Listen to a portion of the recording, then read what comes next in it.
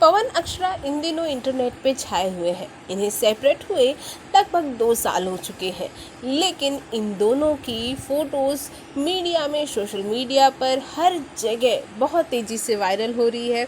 बहुत सारे फैंस हैं जो ये चाहते हैं कि ये दोनों एक हो जाए, लेकिन हम आपको एक कहानी बताने वाले हैं। कहानी पवन अक्षरा की ही है, लेकिन ये सेपरेशन की सबसे बड़ा वजह है।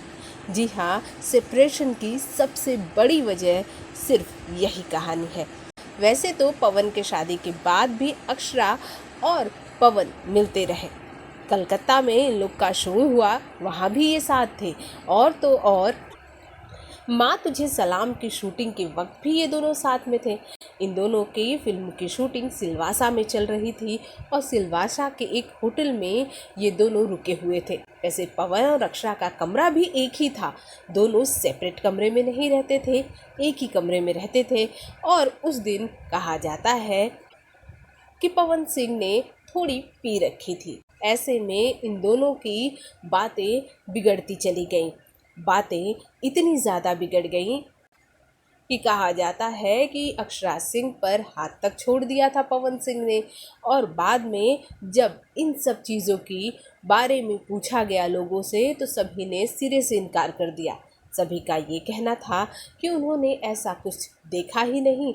और इसकी पुष्टि तो खुद उसी फिल्म की एक्ट्रेस मधु शर्मा ने भी की। उन्होंने कहा कि इसके बारे में उन्हें कोई इन्फॉर्मेशन नहीं है कि होटल के कमरे में पवन और अक्षरा के साथ क्या हुआ। कहा जाता है कि बस यही लड़ाई और यही झगड़ा था कि बातों को इस कदर बढ़ाया गया इस झगड़े में कि पवन और अक्षरा उसी दिन सेपरेट हो गए। वैसे वहाँ जो भी चश्मदीद था, सभी ने ये कहा कि पवन सिंह और अक्षरा सिंह जमकर लड़ रहे थे। दोनों एक दूसरे पर छींटाकशी कर रहे थे, इल्ज़ाम लगा रहे थे।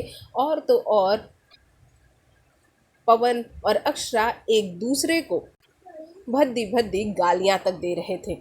वैसे होटल के चश्मदीदों का कहना है कि ये लड़ाई तकरीबन 1.5 से 2 घंटे चली और फिर थोड़ी देर ही बाद अक्षरा सिंह को लेकर उनका एक साथी उसी वक्त होटल से रवाना हो गया। जी हाँ, हालात इतने बिगड़ गए थे कि दूसरे दिन पवन सिंह ने फिल्म की शूटिंग रोक दी और उन्होंने इस फिल्म की शूटिंग तीसरे दिन कंप्लीट की और बचा कुचा शॉट मुंबई में आकर शूट हुआ। वैसे तो इस झगड़े का कुछ पता नहीं चला था कि किस बात से इस झगड़े की शुरुआत कट, लेकिन चश्मदीदों का कहना है कि अक्षरा पवन की शादी से नाखुश थी और वो बार बार इसी चीज़ को उठा रही थी कि मुझे धोखे में रखा गया।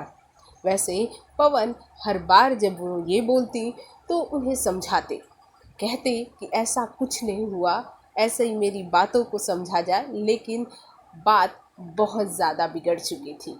आप क्या कहेंगे इस बारे में? हमारे कमेंट बॉक्स में कमेंट कीजिए। साथ ही हमारे चैनल को सब्सक्राइब करना बिल्कुल ना भूलें।